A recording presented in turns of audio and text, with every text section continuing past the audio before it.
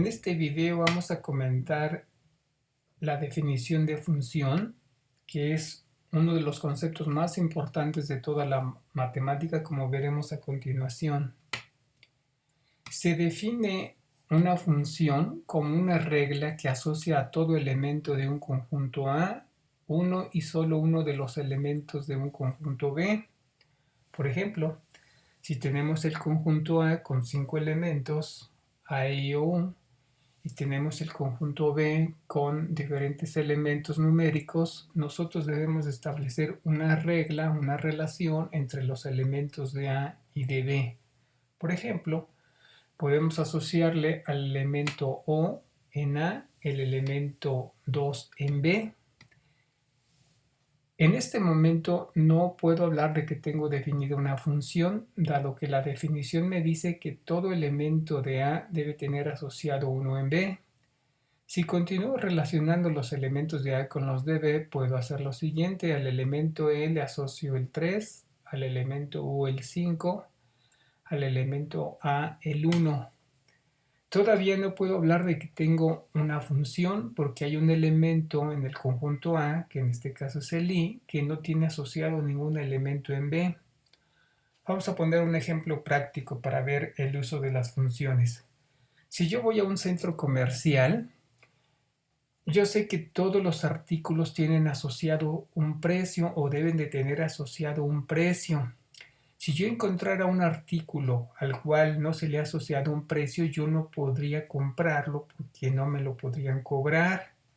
Quiere decir que con un solo elemento que no cumple el requisito de tener asociado un precio, hay algo que no está funcionando en esa relación. Lo mismo está ocurriendo aquí. El elemento I no tiene asociado un elemento en B.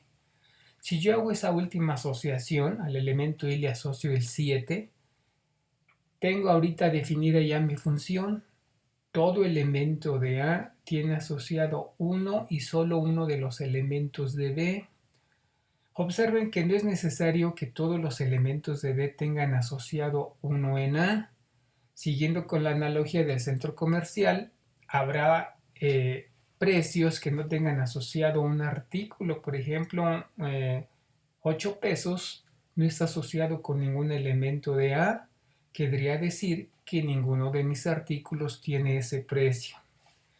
Podría ocurrir lo siguiente, que el elemento A tenga asociados dos elementos de B. Ese solo hecho de que uno de los elementos de A tenga asociado dos elementos de B invalida mi definición de función, porque dice que uno y solo uno de los elementos de B debe estar asociado con uno de A. Como ahorita A está asociado con dos elementos de B, esto ya no es una función. Si seguimos con la analogía del centro comercial, querría decir que un artículo, en este caso el A, tiene asociado dos precios. Todos sabemos que eso es una inconsistencia que no debe de ocurrir. Vamos a regresarnos para que esto siga siendo una función. Entonces, todo elemento de A tiene asociado uno en B y en este momento tenemos definida una función. Al elemento A se le conoce como el dominio de la función. Al conjunto B se le llama contradominio o rango de la función. Todos los elementos de B que sí tienen asociado un elemento en A recibe el nombre de imagen de la función.